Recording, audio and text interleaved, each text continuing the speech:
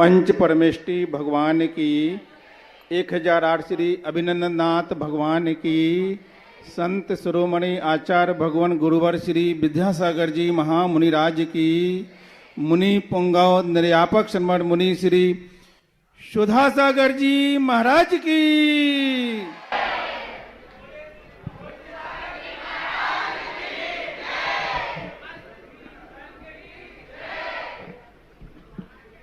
विगत 10 दिनों में जैन धर्म का प्रसिद्ध ग्रंथ, जिसका नाम तो लोग सुनते थे लेकिन उसको पढ़ना बड़ा कठिन रहता था, आप लोगों की माध्यम से, निमित्त से महाराज जी के मुख से हमें भी पहली बार समय सार ग्रंथ को सुनने मिला। अति प्रसन्नता हमारे मन में हुई। समय सार के बहुत सी ऐसी बातें जो शायद हम स्वयं पढ़ते तो नहीं समझ पाते, महाराज जी के मुख से सुना। बहुत सी ऐसा लग रहा था कि बस महाराज जी सुनाते जाएं और हम सुनते जाएं। और जो बच्चे इस उम्र में ग्रंथों का नाम भी नहीं जानते हैं, उस उम्र में ग्रंथ को याद करना ये बहुत बड़ी बात है अपने आप में। और इन सब को देख करके साधुओं का मन भी गदगद हो रहा है। दुनिया साधु को देखकर प्रसन्न होती है और साधु श्रावक को देखकर गदगद हो जाए तो एक कितनी बड़ी सौभाग्य की बात होती है। समझ रहे नहीं समझ रहे आप? तो ये श्रावक को देखकर साधु क्यों प्रसन्न हो गया, इसमें कारण क्या है? कारण है कि आप लोगों ने अनुशासन के साथ जो संस्थान की मर्यादा है, उस मर्यादा के साथ शिक्षण ग्रहण किया और उस शिक्षण का जो फल है वो दुनिया ने देखा। अब जो आपका सम्मान हुआ है, इसमें आपको बहुत खतरा पैदा हो गया। क्या खतरा पैदा हो गया? बहुत ज्यादा। अब आप सभी लोग दुनिया की नजर में आ गए। अब सब दुनिया की नजर में आ गए आप लोग। जे लोगों को सारे देश ने देख लिया आपको, अब जो समझ लो, लग रहा सम्मान हो गया। अगर अब आप लोगों का जिस स्तर से सम्मान हुआ है, अगर आप वैसे ही रहते हैं तो आप जहां पहुंचेंगे वहां इससे ज्यादा सम्मान मिलेगा।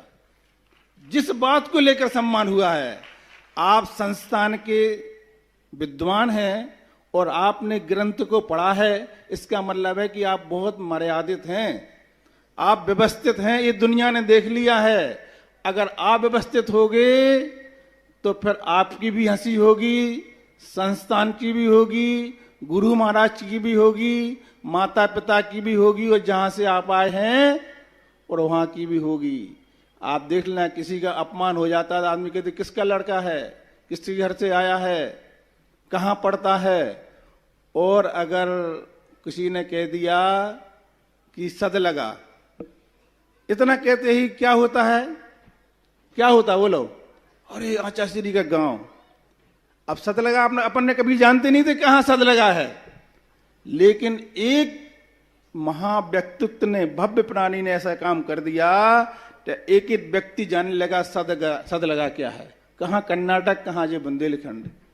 तो एक व्यक्ति अच्छा काम करता है तो उसके परिवार का नाम, उसके गांव का नाम, उसके माता पिता का नाम, उसकी संस्थान का नाम चारों तरफ फैल जाता है। इसलिए आज से पहले पिछले 2 दिनों में आप लोगों ने जो गाथाएं सुनाई हैं, उसको सुनकर के चारों तरफ इतनी चर्चा का विषय है। कल हमने शांति धारा की सवेरे से, उस समय हमने 2-4 भाइयों से पूछा कि आप ये बताओ पानी क्यों छानते हैं, पानी क्यों छानते हैं? तो उन्हें लोगों को बताना मुश्किल हो गया कि 30 जीवों की रक्षा के लिए। इतना उत्तर नहीं दे पा रहे थे। कौन? जो वर्षों से अपशिष्ट पूजन करने आ रहे हैं। लेकिन आज आप लोगों को समय सार पड़ा नहीं है, याद कर लिया, ये अपने आप में बहुत बड़ी बात है।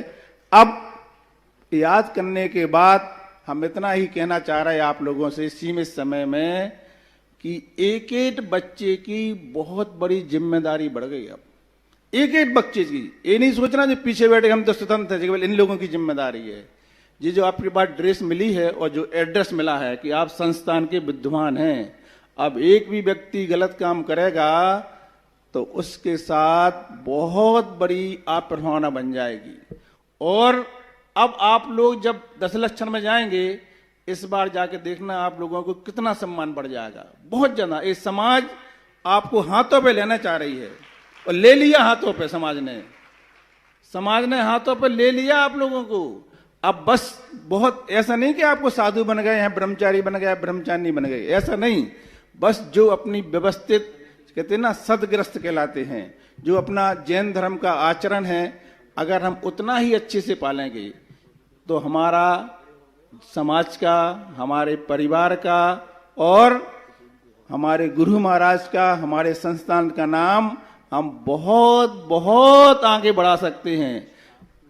प्रभावना करने में बहुत लोगों का हाथ नहीं। देखो, आचार्य श्री अकेले ने एक कदम उठाया तो आज उनके साथ सैकड़ों की संख्या में उनके शिष्य तैयार हो गए हैं और श्रावक भी तैयार हो गए हैं। इसलिए हमारी आप लोगों से अपेक्षा है और समाज वालों से हमारी ये अपेक्षा, आज पीछे बैठे हैं और जहां हमारी आवाज जा रही है, कि देखो एक पहली संस्था है जहां पर ये बच्चे रात्रि भोजन नहीं करते हैं, प्रतिदिन भोजन करते हैं, अभिषेक करते हैं, सुबह प्रातः काल में समय पर उठते हैं, प्रार्थना भी करते हैं, योग भी करते हैं, यानी शारीरिक ध्यान भी इनका रहता है, मानसिक भी रहता है और धार्मिक अध्ययन भी होता है।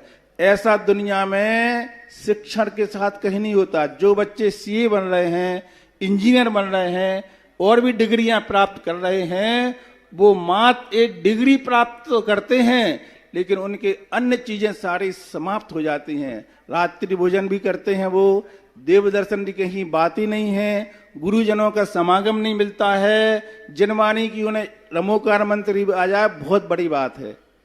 तो आप लोग विचार करें, जो पीछे वाले बैठे हैं, मेरी ये भावना है कि आने वाले समय में जो बच्चों के माता पिता हैं वो अपने मन को मजबूत बनाएं और ऐसी भावना बनाएं कि हमें अपने बच्चे बच्ची को ऐसी संस्थाओं में पढ़ा करके, बेटियों को तो खास तौर से इन्हें जरूरत नहीं है सर्विस करने की, अगर ये बेटी संस्थान में पढ़ जाती है तो ना जाने कितने लोगों को धार्मिक संस्कार दे सके। जिस घर में जाएगी वहां स्वाध्याय करेगी और समाज को भी स्वाध्याय कराएगी, परिवार को भी धार्मिक बनाएगी। ऐसी संस्थान में आने वाली पीढ़ी, जो लोग बाहर भेज रहे हैं बच्चों को, वे विचार करें कि जो बच्चे रात्रि भोजन कर रहे हैं, मंदिर जाना बंद हो गया है, उनका अगला भाव क्या होगा, वो डिग्री क्या काम आएगी। इन्होंने जो धार्मिक शिक्षण प्राप्त कर लिया है, इस भाव को भी अच्छा हो गया है और निश्चित रूप से अगला भाव भी इनका अभी से व्यवस्थित हो गया है। तो ऐसे धार्मिक संस्कार आप सबके बच्चों को भी पढ़ें। इसी भावना के साथ अहिंसा परमो धर्म की आचार्य गुरुवर श्री विद्यासागर जी महामुनिराज की जय। श्री ओम नमः सिद्धेभ्य पंच परमेष्टि भगवान की, आचार्य श्री गुरुवर कुंद कुंद महाराज की, आचार्य श्री गुरुवर विद्यासागर महाराज। बोले परम पूज्य गुरुदेव निर्यापक श्रमण मुनि पुंगव श्री सुधा सागर जी महाराज की, मुनि श्री पूज्य सागर जी महाराज की, समस्त मुनि संघ की। किसी भी वस्तु से हम कुछ लेना चाहते, वह वस्तु हमें देना भी चाहती है और लेन देन हो भी जाता है। कोई भी चीज हो, हम लेना चाहते, वो देना चाहता है और लेन देन हो भी जाता है। चाहे एक पेड़ पौधा क्यों ना हो, एक गमला होता है, गमले को हम लगाना चाहते हैं, वो लग जाता है। हम फूल देखना चाहते हैं, वो फूल जाता है, लाभ भी ले लेते हैं। भगवान भी हमें जो देना चाहते हैं हम ले लेते हैं, हम जो लेना चाहते हैं वो ले लेते हैं और लेन देन हो भी जाता है। गुरु महाराज से हम जो चाहते हैं वो मिल जाता है, हम ले लेते हैं वो दे देते हैं, सब कुछ हो रहा है। लेकिन सवाल ये है कि लेन देन होने के बाद फिर क्या संबंध होते हैं। लेन देन जब तक चलता है तब तक उन संबंधों को संबंध मत मानना, वो संबंध है ही नहीं, वो तो मजबूरी के संबंध है, वो तो स्वार्थ के संबंध है, वो तो भय के संबंध है, वो तो लोभ के संबंध है।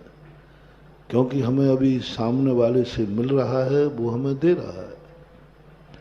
ये तो पशुओं में भी होता है, पशु भी जो उन्हें देता है उससे बड़ा प्यार करता है, और पशुओं का मालिक भी बहुत पशु से प्यार करता है क्योंकि उससे मिलता है, पशु से मिलता है, उसको खेती के काम आते उसके पशु। गाय दूध देती है, उसको बिनौला खिलाता है। ये कोई आश्चर्य की बात नहीं। कौन किसने कितना दिया, कब दिया, हमने लिया, ये सब चीजें संसार में लेन देन होने के बाद पता चलता है कि संबंध खोटा था कि चोखा था। लेन देन होने के बाद ले लिया, दे दिया, अब क्या संबंध रहेगा? अब क्या अब भी दोनों में वही आकर्षण है? अब भी क्या आपके मन में वही परिणाम है? यदि अब उसके बाद देखना पड़ेगा। आप लोग संस्थान से, आप लोग धर्म से बहुत कुछ पा लेते हैं। मंदिर जाते हैं हम, मंदिर से हमें बहुत कुछ मिल जाता है। क्या मंदिर से जाने के बाद भी हमारा भगवान से संबंध है? गुरु से मिलने के बाद हमें आशीर्वाद मिल जाता है, उसके बाद भी हमारे कोई संबंध है? कल हमने कहा था कि हर चीज का एक मूल्यांकन होता है। कोई भी वस्तु तुम्हें चाहिए है, पहले बताओ मिलते ही तुम्हें कितना आनंद आएगा? मिलते ही कितना आनंद आएगा? मिलते ही क्या आप उस व्यक्ति को जिसने दिया है उसको थैंक्स कह पाओगे? जो वस्तु हमें उपलब्ध हुई है क्या उसको सिर पर रख पाओगे? कितना बहुमान दे सकते हो? कितने के बदले में वो वस्तु मिली है? कितने पुण्य के उदय से वस्तु मिली है? संसार में कितने लोग हैं जो तड़पते हैं उस वस्तु को, उनको नहीं मिली, तुम्हें मिल गई, तो उसका बहुमान कितना है? जैसे हमने कल कहा था, समय सार हाथ में आते ही कैसा लग रहा है? क्या ऐसा भाव आ गया, आज मेरे जन्म जन्म का पुण्य उदय आया है, तब मुझे समय सार का दर्शन हुआ है? क्या पढ़ते हुए ऐसा भाव आया? क्या पढ़ने के बाद ऐसा भाव आया? पढ़ने के बाद, याद करने के बाद कैसा भाव आ रहा है? मैंने जो पाया है ये मैं जन्म जन्म तक भी नहीं भूलूंगा। परीक्षा दे के ही भूलना नहीं, लेन देन करके भूलना नहीं, जन्म जन्म तक भी नहीं भूलूंगा। भवान तरे पे न कदाचित पीक्षितोषि, भक्तांबर पाठ में एक पंक्ति आई। क्या कहता है भगवान? मानतुंग आचार्य भगवान से क्या कहते हैं? मैंने सारी दुनिया सब देख ली है, सब कुछ देख लिया, लेकिन सब देखने के बाद जब आपको देखा है तो मात अभी आनंद नहीं ले रहा हूं। भवांतरे पे कदाचित न अपेक्षितोषि, भवांतरों में भी अब तेरे अलावा मुझे किसी को देखना नहीं है। बस ये है भक्ति, ये है समर्पण। यहां से शुरू होता है चमत्कार, लेन देन से नहीं। भगवान के दर्शन करने से कोई ज्यादा पुण्य का बंध नहीं है। दर्शन करने से कोई ज्यादा निधत निकाचित कर्म क्षय नहीं होते, थोड़ा सा पुण्य बंध होता है। सबसे ज्यादा पुण्यबंध कब होता है? दर्शन करने के बाद आए बस हो गया, अब मैं जन्म जन्म तक तेरा ही दर्शन करूंगा। एक समय के दर्शन में अनंत काल का एग्रीमेंट पे दस्तखत कर दो। एक बार दर्शन हुआ, भगवान का दर्शन किया, अनंत काल के लिए दस्तखत कर दो, अब कोई दूसरा सवाल ही नहीं। ऐसा ही ग्रंथ की कोई भी चीज की अनुभूति हो तो उसको असीम कर दो, असीम कर दो, बस मैं इसकी सीमा नहीं असीम करता हूं। आप लोगों को कभी ऐसा महसूस हो कि मैं जैन हूं, जैन होते ही तुम कितने पापों से बच गए ये देखो, कितने पापों से बच गए आप कल्पना करो, जैन होते ही। अभी यदि आप अजैन होते, कोई धीवर के यहां जन्मते, हम तुमसे एक एक मछली का त्याग करा रहे होते कि भाई तू एक मछली का ही त्याग कर दे। कोई ऐसी जाति में बनम जाते तो हम एक कौए के मांस त्याग करा रहे होते। किसी ऐसी फांसी चढ़ाने वाले के यहाँ जन्म जाते तो हम कहते भैया 14 को हिंसा नहीं करना। आज तुम्हें कितना भाग्यशाली हो तुम, कैसे गुरु, इतने महान गुरु, महान संत एक मछली का त्याग कराने में समय बर्बाद कर रहे, समय बर्बाद कर रहे एक मछली का त्याग कराने में, एक मछली का त्याग, एक 14 का त्याग कराने में अपना समय बर्बाद कर रहे। कैसे उनको भक्त मिले? आज तुम्हें भी सोचना है, हमें भी सोचना है। हमारे लिए कितना तुम जैन जाति में, जैन में होकर के कितना भाग्य है, हम उनको समय दे रहे हैं जिन्होंने मांस का कभी भाव भी नहीं किया खाने का, जन्म से, त्याग कराने की बात ही नहीं, खाया ही नहीं। अब एक मछली के त्याग करने में समय लग रहा है। गुरु महाराज, गिरी महाराज कितनी अनमोल चीज है कल बताई थी, और वो इतनी छोटी सी बात आज हमें खेत से कहना पड़ता है कई बार। जैन जाति के व्यक्ति को यदि कभी गुरु ये कहे कि तुम्हारे शराब का त्याग है, समझ लेना तुम बहुत खतरनाक है। तुम्हें पुण्य तो लगेगा, लेकिन जन्म तुम किसी शराबी के यहां लोगे, तुम्हारा बाप सारा परिवार शराबी होगा। वहां जाके तुम शराब नहीं पियोगे, लेकिन कुल शराबी को मिलेगा, क्योंकि तुमने जैन थे तब महाराज कर दे शराब तो नहीं पीते हो, गुटखा तो नहीं खाते हो, मांसाहार अंडे का त्याग है कि नहीं, ये शब्द गुरु ने पूछ लिया और तुम्हें कुछ नहीं बोलना है। तुम्हें ये नहीं बोलना है कि मैंने त्याग किया है, तुम्हें इतना ही बोलना है महाराज आप जो मुझसे त्याग कराए, आप मालूम मैं कौन हूं, मैं जैन हूं। बस इसका अर्थ तुमने क्या कह दिया? महाराज आप क्या पूछ रहे, आपको मालूम नहीं मैं जैन हूं। पश्चिम से सूरज निकल सकता है, लेकिन जैन कुल में ये कार्य नहीं हो सकता, मैं जैन हूं। क्या बात पूछ रहे? शर्म आती है उस समय जब चौके में जाकर हम पूछते हैं रात्रि भोजन तो नहीं करते हो, गुटखा तो नहीं खाते। कई स्थानों पर तो ये भी पूछना पड़ता है। बहुत अनर्थ मानो, बहुत बर्बादी है। यदि उस समय तुमने कहा कि साहब छोड़ता हूं, महाराज कहेंगे इसका अर्थ है मैं शराबी के घर में पड़गान हुआ, शराबी ने मुझे पड़गाया,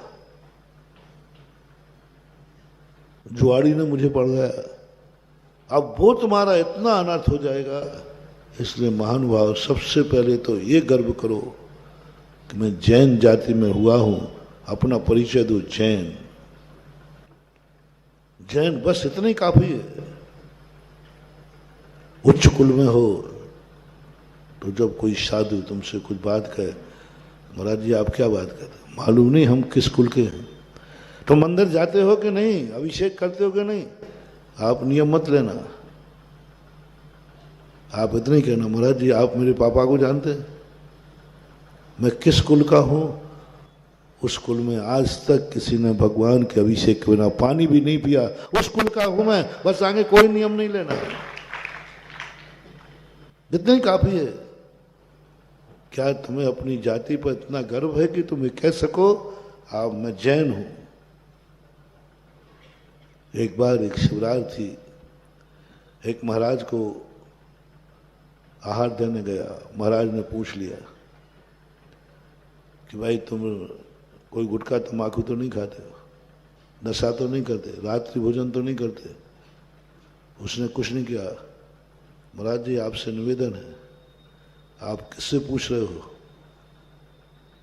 मैं सुधा सागर के शिविर का शिवरार्थी हूं। उन महाराज ने मेरे से कहा, उन महाराज ने कहा क्या महाराज आपने शिविर में क्या दिया इनको? बच्चे मेरी बात ही सुनने को तैयार नहीं। बस उसने एक ही बात कह दी, आपको मालूम मैं शिवरार्थी हूं। इसका अर्थ क्या है? उसने बोलो मुझे कहां पहुंचा दिया, शिविर को कहां पहुंचा दिया कि शिविर में भर्ती होने वाले के पास ये दुर्गुण नहीं रहते हैं, ये कह दिया। महानुभाव, दो बातों से क्या आपको मालूम है कि अभी जैसे महाराज जी ने कहा था ना कि जिस उम्र में लोग नाम नहीं जानते उस उम्र में तुम पढ़ रहे हो। संस्थान में आते ही तुम्हारे कितने पाप बच गए। इस उम्र में तुम कहीं होते तो क्या कर रहे होते? सोचो, कल्पना करो, तुम्हारे साथी, सब तरफ से कल्पना करो, तुम्हारे साथ रहने वाले, तुम्हारे ग्राम के, तुम्हारे परिवार के, तुम्हारी जाति के जो संस्थान में भर्ती नहीं है, बच्चियां जो संस्थान में नहीं है, वे इस समय क्या कर रही हैं, क्या कर रहे होंगे? क्या वो मंदिर जा रहे होंगे? जरूरी नहीं है। क्या वो नशे से वर्षित होंगे? जरूरी नहीं है। क्या नमोकार मंत्र भी अर्थ लगा पा रहे होंगे कि नहीं? क्या रात्रि भोजन करने का त्याग होगा कि नहीं? ये हमें त्याग नहीं कराना। जैन साधु को, दिगंबर साधु को, जिसको आशीर्वाद दे, जिसके कुल में आहार लेवे, उसको इन चीजों का त्याग कर मुझे पूछना पड़ता है कि रात्रि भोजन त्याग नहीं है? त्याग नहीं है रात्रि भोजन? अरे साधु को तो मात इसलिए मिलाया जाता है, साधु जब भी पूछे जब भी उपदेश दे उसे 12 व्रतों से शुरू करना चाहिए, ना कि सब। जैनियों का उपदेश, जैन जाति का उपदेश जब गुरु मिले तो उसको इतना मौका दो कि महाराज ये सब चीजें तो छोड़ो, ये तो हमारे कुलाचार में है।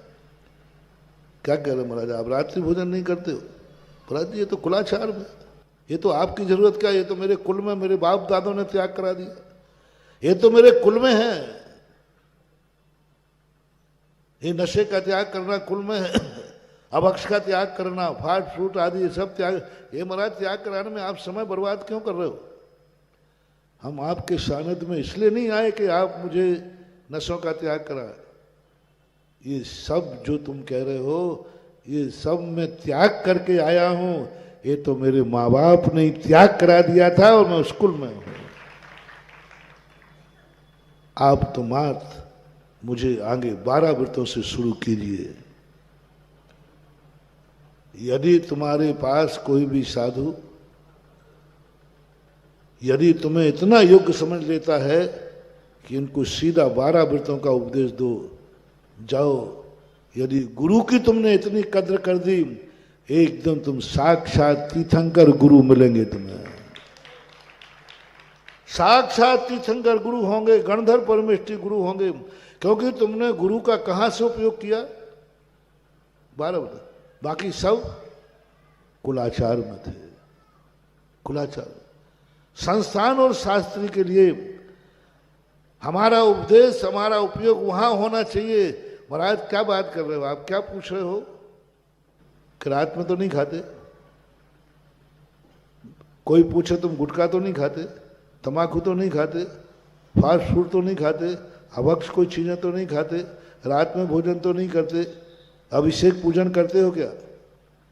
वे कहते जाए तो मुस्कुराते रहना और अंत में कहना महाराज जी, पंडित जी, श्रीमान जी, मैं ज्यादा कुछ नहीं बोलूंगा, मैं संस्थान का पढ़ा हुआ हूं। क्या ये गौरव आप अपनी जिंदगी में पा सकते हो? मात्र इतना ही परिचय, संस्थान का पढ़ा हुआ हूं, संस्थान में पढ़ा है मैंने, महाराज जी का आशीर्वाद लिया है मैंने समाज की 5 साल भोजन किया है, समाज का भोजन किया है।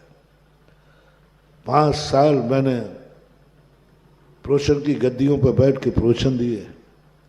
बस इतने काफी है, मैं संस्थान का हूं। आज मैं आप लोगों को गुरु दक्षिणा में कुछ नहीं मांगना चाहता हूं, एक ही चीज कि तुम्हें जब कोई पूछे तो क्या तुम कह सकोगे? ये सब पूछने की जरूरत नहीं, बस इतना ही काफी है, मैं संस्थान में, और जो संस्थान में पढ़ता है वो इन सब से दूर होता है, जो इनसे दूर नहीं है वो संस्थान में का छात्र है ही नहीं। क्या ये गौरव मुझे प्राप्त कराओगे? मैं भी गौरव प्राप्त कर लूं? कोई मुझे कहे कि महाराज आपका विद्वान हमारे यहाँ प्रवचन करने आया था, कोई कहे कि महाराज आपके यहाँ से पढ़ा हुआ छात्र मेरे गांव का है, मेरा बेटा है, मेरा भाई है, मेरी बिटिया है, मेरी बहन है, XYZ, महाराज वो आपके संस्थान में पढ़ते थे ना, एक बच्ची, वो हमारी भांजी है, हमारी पोती है, हमारी बहन है, हमारी बिटिया है। ऐसे ही तुमसे महाराज वो मेरा पोता है, वो मेरा भाई है, वो सब। और यदि वो और कोई भी रिश्तेदार गांव का है, महाराज वो मेरे गांव के तुम्हारे संस्थान में इतने पढ़ते हैं, क्या मैं कह सकूंगा? मैं जानता नहीं हूं, तो मैं पूछूंगा कि वो कोई नशा तो नहीं करता? बोले नहीं साहब। बोले कोई अभक्ष फास्ट फूड वगैरह तो नहीं खाता? बोले नहीं साहब। रात्रि में तो नहीं खाता? बोले नहीं साहब। प्रतिदिन अभिषेक पूजन करता है? बोले जी साहब। मैं कहूँगा पक्का है, वो मेरे संस्थान के बालक है, मेरे संस्थान की बालिका है। मैं ये घोषणा कर सकूंगा कभी क्या आप लोगों की तरफ से मुझे एक आश्वासन दो, गुरु दक्षिणा दो, कि आप घोषणा कर देना कि ये जो दोष मैंने गिनाए, सूरज पश्चिम से उग सकता है लेकिन संस्थान में पढ़ने वाली में ये दोष नहीं हो सकता है। मैं पहचान बनाना चाहता हूं हमारी और तुम्हारी, और मैं चुनौती देना चाहता हूं, सारे भारत के लोगों से कहना चाहता हूं, मेरे संस्थान में पढ़ने वाला बालक बालिका रात में खाते नहीं मिलेगा।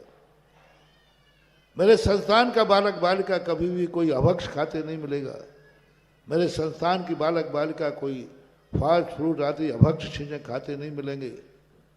ये मेरी ध्वजा हो, ये मेरी पहचान हो। जहां जहां श्रीमद संत की ध्वजा हो, वो छाया में ये सब कुछ नहीं होना चाहिए।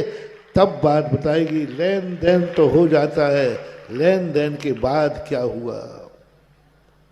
लेन देन तो हो गया, मैंने पढ़ा दिया, तुमने पढ़ लिया, आगे क्या संबंध है? संस्थान में तुमने पढ़ लिया, संस्थान में पढ़ा दिया, संस्थान के बाद तुम्हारा क्या है? तुम जब संस्थान में रह करके भी नहीं सुधर पाए तो संस्थान के बाहर जाके क्या खाक सुधरोगे?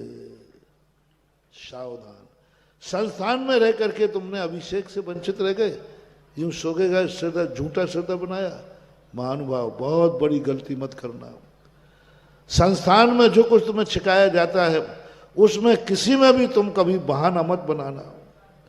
आज नहीं जाऊंगा, आज मन नहीं हो रहा है अभिषेक करने का, तो क्या करें? बस सिर दर्द लगा दिया, बाम लगा के सो गए। बोले साहब बहुत सिर दर्द हो रहा है, और बिल्कुल नहीं हो रहा है। क्या बना? वैसे तो तुम मना कर नहीं सकते, चालान हो जाएगा। अरे साहब बहुत सिर, और बांध और लिया रुमाल से, बाम लगा ली। और हो नहीं रहा था, मात जाना नहीं था। सावधान, एक दिन भी तुमने कर लिया ऐसा कर्म होगा जिंदगी भर के लिए माइग्रेन, जिंदगी भर के लिए। अब कोई दुनिया की कोई दवाई तुम्हें काम नहीं करेगी। एक दिन का अभिशाप है कि तूने अभी संस्थान में रह करके, संस्थान से पढ़ करके अभिषेक के लिए बहाना बनाया था। सिरदर्द नहीं कर रहा था फिर भी बहाना बना लिया। जाओ, हमेशा के लिए तुमने सिरदर्द का कर्म बांध दिया, बांध दिया। किसी भी चीज में बहाना बना लिया। कभी बहाना नहीं बनाना, बल्कि सिरदर्द हो रहा हो और कोई कहे कि नहीं आज मत जाओ तुम्हारी तबीयत खराब है, बोले तबीयत खराब है, अभिषेक के लिए तो मेरी ठीक है, पढ़ाई के लिए तो ठीक है, संस्थान के नाम से हम सब ठीक हैं, संस्थान के बाहर की बात अलग है। क्या ये गौरव, ये गरिमा? इसलिए मैंने कहा था पहला क्षण मैं वो पूछना चाहता हूं, संस्थान में आते ही कैसा लग रहा है? क्या फीलिंग हो रही मैं कितने पापों से बच गया? अभी दिवाली पे सब तुम मिलोगे, गांव के और छोरे भी मिलेंगे, दोस्त यार मिलेंगे, रिश्तेदार मिलेंगे, भाई बंधु मिलेंगे, सखी सहेलियां मिलेंगी। उनका जीवन देखना कैसा है और तुम कहां? आज वे समाज का, कुल का मर्यादा धूल में मिलाएंगे दिवाली के दिन, और तुमने वो काम किया, सारा जगत तुम्हें पुरस्कार दे रहा है, सारा जगत तुम्हें पुरस्कार दे रहा है, सारा जगत। सोचो, संस्थान में आने से कितने पापों से, कितनी बुराइयों से बच गए, कितनी बुराइयों से बच गए। जो बुराइयां तुम्हारी जिंदगी में हैं, यदि संस्थान में नहीं आते, उस बुराई को छोड़ने के लिए, छुड़ाने के लिए माँ बाप जिंदगी निकाल देते, तुम्हारी सहज में छूट गई। लेकिन तुमने क्या दिया संस्थान को? संबंध के बाद, छात्रावास में जब रह रहे हो तब पहला तो बहुमान, कल की बात जो समय सार अभी पढ़ा नहीं है, समय सार मां देखा है। संस्थान में कदम रखते ही तुम्हें कैसी अनुभूति हुई? एक आनंद की। प्रति क्षण, सुबह शाम दोपहर में खाते पीते, आज मेरे भोजन में एक अवक्ष नहीं है। आज तुम्हारे दोस्त उसी समय भोजन कर रहे होंगे, पता नहीं भोजन में आलू होंगे कि भालू होगा। भोजन करते समय, संस्थान का भोजन करते समय कोई आलू खा रहा होगा, कोई अंडे खा रहा होगा, कोई अवक्ष खा रहा होगा, कोई बैगन खा रहा होगा, कोई गणंत खा रहा होगा, कोई अमर्यादित खा रहा होगा, कोई वर्षों पुराना अचार खा रहा होगा, पता नहीं क्या क्या खा रहे होंगे। और तुमने कितने भाग्य हैं कि बिना त्याग किए संस्थान में तुम शुद्ध भोजन कर रहे हो। कि देखो मेरे मेरे भोजन में बैगन नहीं है, मेरे भोजन में आलू नहीं है, मेरे भोजन में प्याज नहीं है, मेरे भोजन में कोई ऐसा अभक्ष नहीं है जो कुल की मर्यादा के विरुद्ध हो। उस समय तुम अपने आप को अमृत बन जाएगा, महानुभाव भाव, अमृत बन जाएगा। हो मेरे कितने भाग्य हैं, छोड़ना नहीं पड़ रहा है, सब छूट गया। वो भोजन तुम्हें अमृत बनना शुरू हो जाएगा। वो भोजन सर्पी श्रावी ऋषि का संस्कार आ जाएगा। खाओगे तुम रूखा और पेट में ऐसा असर करेगा कि जो शतरंज रस खा रहे हैं उनको भी वो ताकत नहीं आएगी, वो तुम्हें बिना रस के ताकत आ जाएगी। माँ कितना अभाग्य है मेरे, देखो कितना अभक्त, कितनी शुद्ध थाली है। रूखा है भोजन लेकिन शुद्ध है, रूखा है भोजन लेकिन शुद्ध है। हमारे दोस्त इसी समय भोजन कर रहे होंगे होटलों में, क्या खा रहे होंगे? हर चर्या में, मन में भी, वचन में भी, काया में भी, सब में, सब पढ़ रहे होंगे, सब पढ़ते हैं। तो इस प्रकार का भानुभाव, अब संस्थान में रहने के लिए आपको एक बहुमान, एक छाप बनाओ, एक छाप बनाओ, एक पैटर्न बनाओ कि संस्थान में रहने वाले के लिए आपके क्या क्या गुण होते हैं। आप जो कुछ भी कहेंगे मैं कैसे मान लूं और दुनिया से कह सकूं कि ये गुण जिसमें होते हो, समझ लेना वो संस्थान की छात्र और छात्रा है। आप लोग जो लिस्ट दे दोगे वो मैं घोषित कर दूंगा। जो लिस्ट दोगे, क्या क्या संस्थान, किस बात पर तुम्हें बहुमान है कि महाराज संस्थान में आने के बाद हमारी क्या पहचान होगी। हर व्यक्ति को अपनी पहचान बनाना चाहिए। व्यापार कर रहा है, व्यापारी सोचता है कि मेरी पहचान क्या हो, ये दुकान किस माल का है, किस दुकान का है, मेरी पहचान क्या हो। मुनि महाराजों की पहचान होती है, दिगंबर मुनि है तो उसकी ये पहचान होती है। संस्थान की क्या पहचान है, बोलो। आगम में मुनि की पहचान है कि नहीं? ये चीजें हैं। कोई ने कहा कि हमें एक साधु मिले थे। कौन से साधु थे? तो वो कहता है ये गुण थे। बोले ये गुण यदि हैं तो नियम से दिगंबर मुनिराज ही है। अब तो मुनिराज को जानते नहीं थे। ऐसा ही एक फार्मूला बनाओ महानुभाव, ये गुण जहां है समझ लेना वो संस्थान से पढ़ा हुआ छात्र है, संस्थान में पढ़ा था। और आपको गर्व हो कि ये कोई चीजें पूछे तो बस इतना ही कहना मैंने संस्थान में पढ़ा है। क्या आप अपनी जिंदगी की लिस्ट बना पाए? हर व्यक्ति जिंदगी की लिस्ट बना पाया? जैसे हम लोगों ने कहा हम कहीं भी रहें दुनिया में हमारी पहचान है, हम ये कार्य कर रहे हैं, हमारी पहचान है। तुम्हारी क्या पहचान है कि तुम पंडित हो? तुम्हारी क्या पहचान है कि तुम अभी इतने बढ़िया कपड़े पहन के बैठे हो है? और बाजार में मिलोगे वो फटी हुई जीन्स, काला चश्मा, क्या पहचान है तुम्हारी? लुच्चे लफंगों की पहचान है। लुच्चे लफंगे बदमाश भी वही ड्रेस पहनते हैं, वही तुमने पहन ली। संस्थान की क्या पहचान है? बोलो। फटा जीन्स, टाइट जीन्स, काला चश्मा, जो भी शौक होते हैं, ये तुम्हारी, तुम अपनी पहचान बना लो। मैं कह दूंगा कोई फटा जीन्स, काला चश्मा दिख जाए तो समझ लेना ये संस्थान का छात्र है। तो ध्यान रखना वो ड्रेस लुच्चे लफंगों के पास नहीं मिलना चाहिए। क्या पहचान है? कि इस देश में यदि वो पाया जाए, इस देश में वो पाया जाए तो समझ लेना वो संस्थान का छात्र है, और नहीं पाया जाए तो नहीं है। क्या आपकी वेशभूषा पर हम ये घोषणा कर सकेंगे कि तुम ऐसी वेशभूषा पहनो, ऐसे आज विचार करो कि शायद वो बदमाश हीरो भी तुम्हारे सामने पीछे पड़ जाए? क्या मैं कह सकूंगा कि मेरे संस्थान के भोजन जब कर रहा हो तो कोई चाट के ठेले पर खड़ा होकर के पानी पूरी नहीं खा रहा होगा, चाट के ठेले पर खड़ा हुआ जाकर के वो कुछ भोजन नहीं कर रहा होगा, भोजन नहीं कर रहा होगा। वो भोजन घर में करता है, बैठ के करता है, सभ्यता से करता है। वो कभी ठेले पर नहीं मिलेगा। क्या ये पहचान हो सकती है कि संस्थान का छात्र कभी चाट के ठेले पर खड़ा होकर चाट नहीं खाएगा? क्योंकि वो संस्थान का है, क्योंकि वो संस्थान का है। किसी ने कहा आओ भाई तुम भी फल की खा लीजिए ठेले में। बोले नहीं, मालूम नहीं, मैं नहीं खाऊंगा। तो वो क्या कहे, लगता है कि सांगानेर संस्थान के हो। उस समय मेरा सीना 56 इंच का हो जाएगा। वो कह दे, तुम्हें कहना नहीं पड़े, तुम्हें कहना नहीं पड़े। आज जैनियों की पहचान है, जब जैनी कहता है कि मुझे नॉन वेज चाहिए, मैं नॉन वेज नहीं खाता हूं, मैं वेज खाता हूं, नॉन वेज नहीं चाहिए, आलू नहीं खाइए, तो तुरंत प्लेन में भी पूछता है लगता है आप? जैसे ही मना किया कि साहब मैं रात में नहीं, अच्छा आप जैन हैं। जैसे ही आपने किसी ने कहा कि आइए साहब चाय पी लीजिए होटल, तो तुमने कहा नहीं साहब मैं नहीं पीता हूं।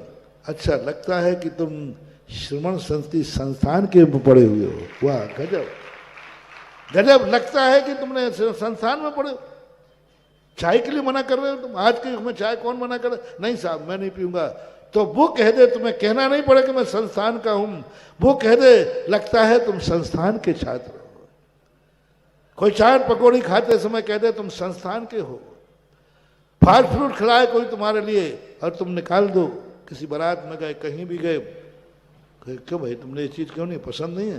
बोले ऐसी कोई बात नहीं, मैं लेता नहीं। बोले क्यों? अच्छा तुम श्रमण संत संतान सांगानेर के हो इसलिए। बार क्या गजब की चीज मानूंगा। किसी दोस्त ने कहा, किसी रिश्तेदार ने तुम्हें जीन्स दी, काला चश्मा दिया, बोले नहीं साहब मैं नहीं लेता हूं। बोले क्यों? बोले नहीं लेता हूं बस। बोले क्यों? बोले नहीं लेता हूं बस। अच्छा समझ गए, तुम श्रमण संस्थान के हो, संस्थान का बच्चा ऐसी वेशभूषा नहीं पहन सकता। संस्थान की रात में खा लीजिए। नहीं साहब मैं संस्थान का नहीं, रात में नहीं खाऊंगा। लगता है तुम इस उम्र में रात में नहीं खा रहे हो, इस उम्र में रात में नहीं खा रहे। बोले क्यों? बस नहीं खा रहा हूं रात में। नहीं, इस उम्र में कोई रात में नहीं खावे। वो तो एक ही आश्चर्य है दुनिया में कि जो श्रमण संस्थान में पढ़ता है उसके त्याग करने की कोई उम्र नहीं होती है, वो नहीं खाता। ये पहचान। तुम कहीं अनजाने में गए, बोले साहब मंदिर कहाँ है? दुनिया के जवान कहीं पूछते हैं जाकर कि भाई यहाँ होटलें कितने बजे खुलती है? होटलें कितने बजे खुलती है? और तुम्हारे ने पूछा कि भाई यहाँ मंदिर कितने बजे खुल जाता है, अभिषेक कितने बजे हो जाता है? सामने वाले क्या बोल रहे हो, अभिषेक कितने बजे हो जाता है? क्यों? बोले अभिषेक करना है। इस उम्र में अभिषेक? कहीं आप श्रमण संस्थान के तो नहीं हो। कुछ मत बोलना, मुस्कुरा जाना, उस समय देखना। हमारा आशीर्वाद देने की जरूरत नहीं, तुम्हें एडवांस में लाखों आशीर्वाद तुम्हारे पास है। कहीं जाकर तुमने कहीं नौकरी में चले गए, कहीं नई ट्रांसफर हुआ तुम्हारा नौकरी में, वहां समाज से बैठकर पूछा भाई यहाँ मंदिर है कि नहीं, अभिषेक कितने बजे होता है, कितने बजे क्या होता है? आश्चर्यचकित। आज कौन पूछता है ये सब चीजें, और तुम पूछ रहे हो। ये पहचान तुम्हारी होना चाहिए। बस आज समय आपका हो गया। सबके लिए एक ही बात है, संस्थान की क्या स्मृति है तुम्हारे पास, संस्थान की क्या पहचान है तुम्हारे पास। वो पहचान स्थायी है, मेरी पहचान पिछी है। बोलो मैं इसको कब छोड़ता हूं? तुम्हारी ऐसी कौन सी पहचान है जो संस्थान की दुनिया हमारी पिछी? कब कब देखते हो पिछी? दुनिया इसको देख के क्या मान लेती है? तुम्हारी ऐसी क्या चीज है तुम्हारे पास जिसे दुनिया देख के मान ले कि संस्थान का छात्र है? वो निर्णय आपको करना है, वो फैसला आपको करना, बच्चे बच्चों दोनों को करना है। क्या है तुम्हारी पहचान कि 24 घंटे खाते समय, उठते समय, बैठते समय, सोते समय, चलते समय, बाजार में, घर में, जहां दुनिया में हो, हमेशा दूर से दिखना चाहिए। जैसे मुनिराज हैं, तुम्हारे गुरु हैं, खाते समय दिखते हैं, कौन है? बोलो। चलते समय दिखते हैं, कौन है? बैठते समय दिखते हैं, कौन है? सोते समय दिखते कौन है? 24 घंटे में किसी भी समय देख लो, दुनिया से कह देंगे ये दिगंबर। ऐसे ही तुम्हारा अभी चाहे रिश्तेदारी में जाओ, चाहे कहीं भी जाओ, दुनिया में कहीं जाओ, तुम्हें एक पहचान बनाना है। यहां वहां जहां कहां जहां तहां कहीं भी जाएंगे, लोग देखकर पहचान जाएं कि ये श्रमण संत की संस्थान का छात्र है। चाहे वो भोजन की थाली हो, चाहे कपड़े हो, चाहे बाजार हो, चाहे मुंह से निकली हुई वाणी हो, चाहे आंखों से देखने वाला दृश्य हो। कोई चित्र टंगा था, सब देख रहे थे, तुमने नजर झुका ली, किसी ने देख लिया, बोले भाई सारी दुनिया देख रही, कितना ब्यूटी चित्र है। मुझे अच्छा लगता है कि तुम संस्थान के हो, इसलिए गंदा चित्र नहीं देखोगे, क्योंकि संस्थान के हो। और उनके साथ तुम भी खड़े हो गए तो कुछ पहचान बनाओ। सबके लिए आशीर्वाद। कार्यक्रम और भी है। महावीर भगवान की जय।